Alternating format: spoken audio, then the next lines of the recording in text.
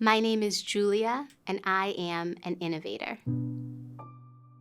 When you think of a typical CEO, you often think about someone straight out of central casting, so brash and intimidating. But that's not me. I don't look like, sound like, or act like any of the archetypical CEOs that were even in my business school cases when I was at Stanford. Throughout my career, the feedback I got from every boss that I ever worked for was, you're too nice, you're too kind, you need to stick out your elbows, you need to square off. And first of all, I never listened to them, but I also just wondered why. And people were just using what they had seen in the past and assuming that, what had been done by the folks that led them was what they needed to adopt.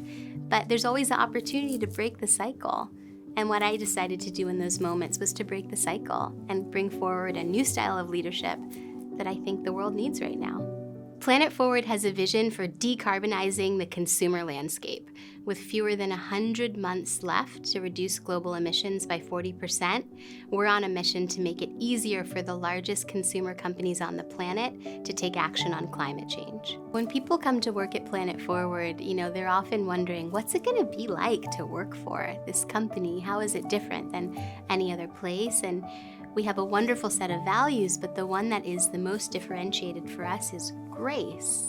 Because grace reflects the belief that we ourselves are valuable and that the person that we're interacting with is valuable.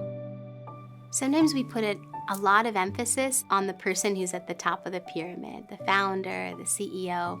But the truth of the matter is, innovation doesn't just live with that person. Innovation lives with every single person within the company. We are all innovative in our own ways. In being unapologetically Julia, I open up space for the folks who come to work with me to do the same. And when we're actually living in our authenticity, that's where the magic happens. That's where the flow happens. That's where the creativity and energy comes from. And so I really love being different.